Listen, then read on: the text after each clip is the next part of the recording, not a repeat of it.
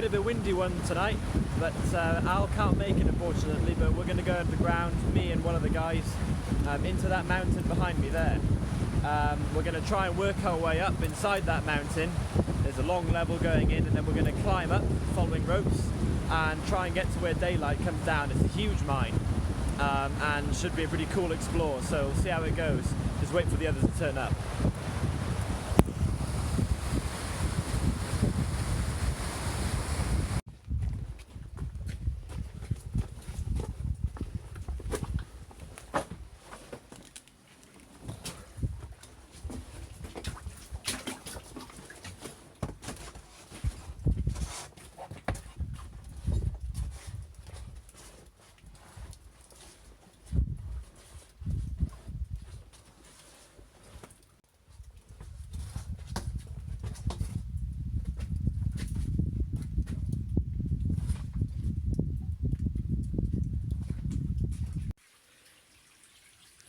A shaft going down and a rise going up.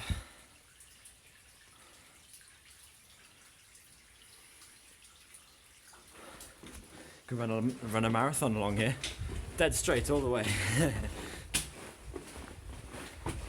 This level actually dates from about 1790, driven in underneath the older workings for drainage and for access.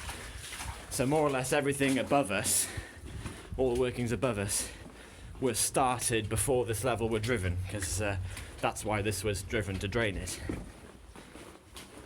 Easy way of sort of finding your way around anyway.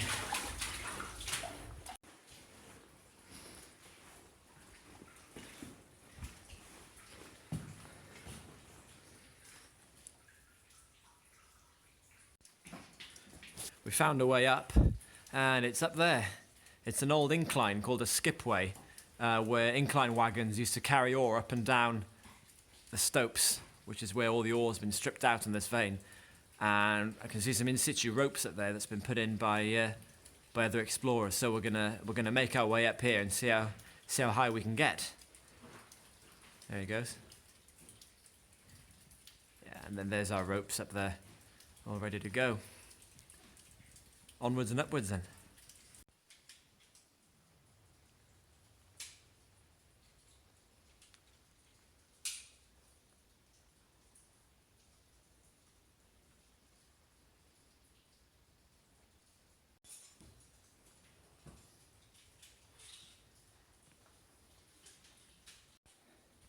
We've climbed up about 200 feet so far through that tiny little hole down there. We're in a big stope. There's a lovely dry stone pack wall. Wow, look at that going right up. We're going to follow it. The rope goes up that way too. Absolutely beautiful dry stone pack wall. Been built as a mode of backfilling the stope. So all of that area behind the wall has been backfilled with rubble. Save the expense of tramming it all the way out through the level. Absolutely superb piece of workmanship. Wow. Just goes up and up and up.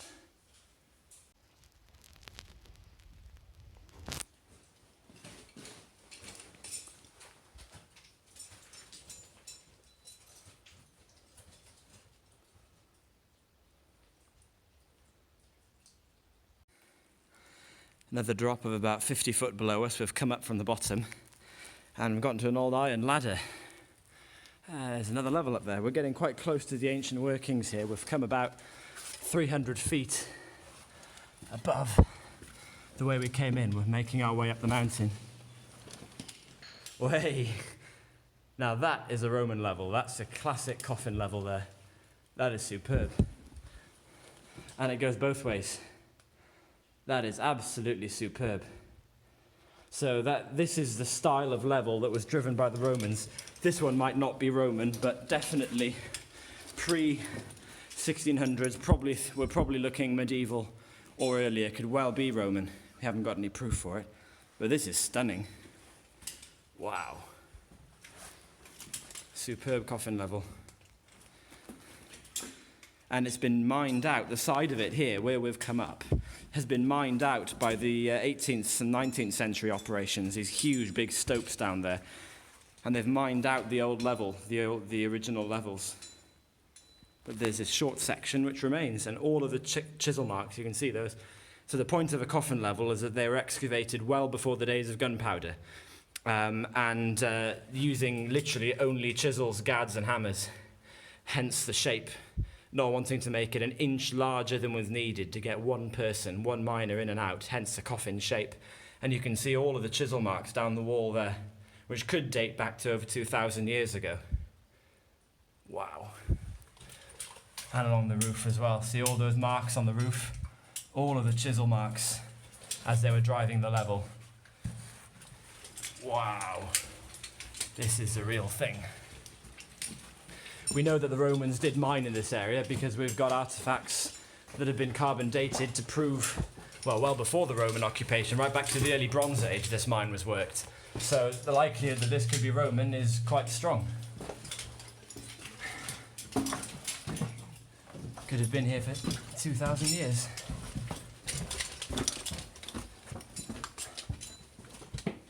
Come into another stope now. Wow.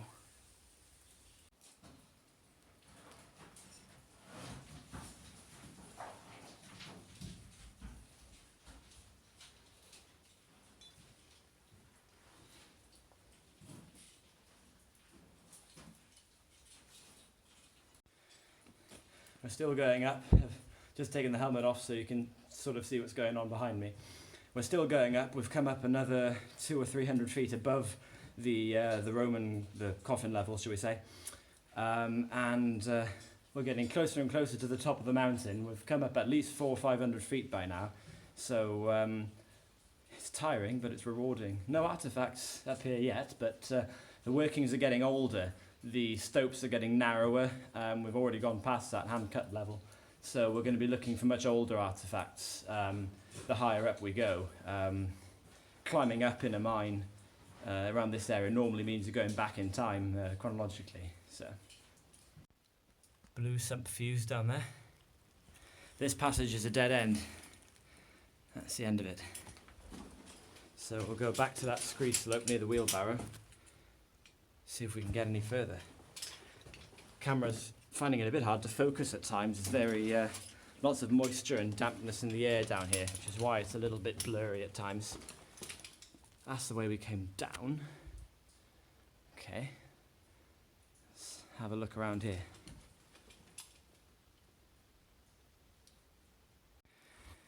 Just found some packaging for Nobel explosives. Probably dynamite or gelignite that was used in the probably the early 20th century when this area of the mine was last worked. The old workings were reopened and some new levels driven off them to see if there was any more ore. And we've still got the Nobel explosives. So let's say the world. I can't make it out. It says explosive there. Lovely. Card packing cases. Some more artifacts over there.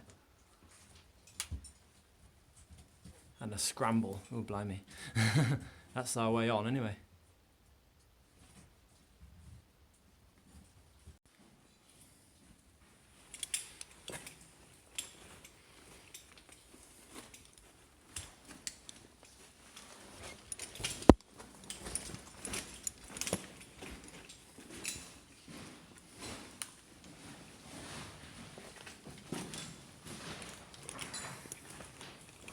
The size of these chambers, these stopes on the vein, are just incredible. Hundreds and hundreds of thousands of tons of ore, of lead ore mainly, come out of this mine. All the way from the Bronze Age up until the 1920s. The problem is we've got to make our way all the way back down again. Wow, I can see daylight. I'm the only one here now. The guys decided to stay on the other side of that really tight crawl that I've just come through back there.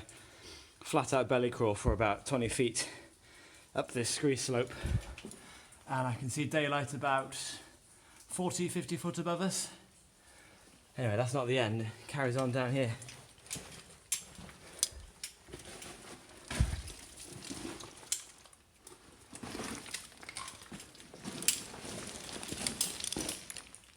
a stope down here. Oh, there's a level. We'll check that one out in a minute now. It's hard to get your bearings. It's such a huge, extensive mine with over 100 adits. Which one it is? Oh, look at that. Oh, it's a wheelbarrow.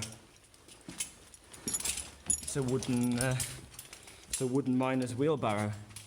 Wow, look at that. It's just been left here. Wow. Let's get some light on this. That is superb. Wowee.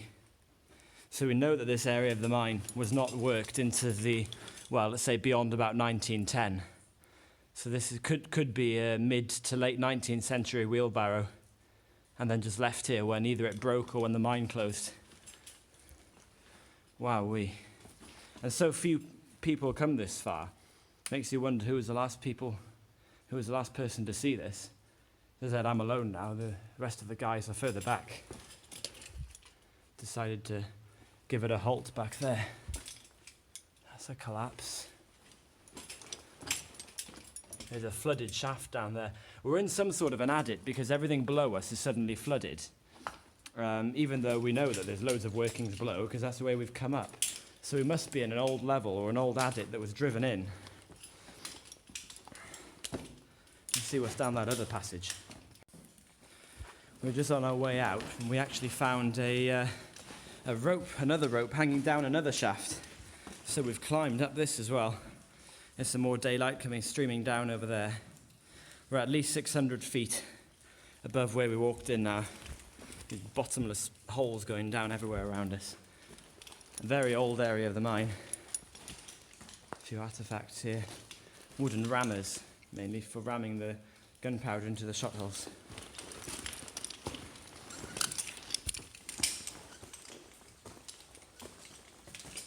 Oh, and another wheelbarrow.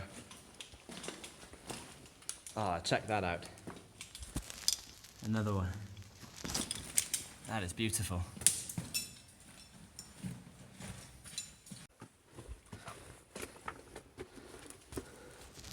Ooh, wow, back outside again.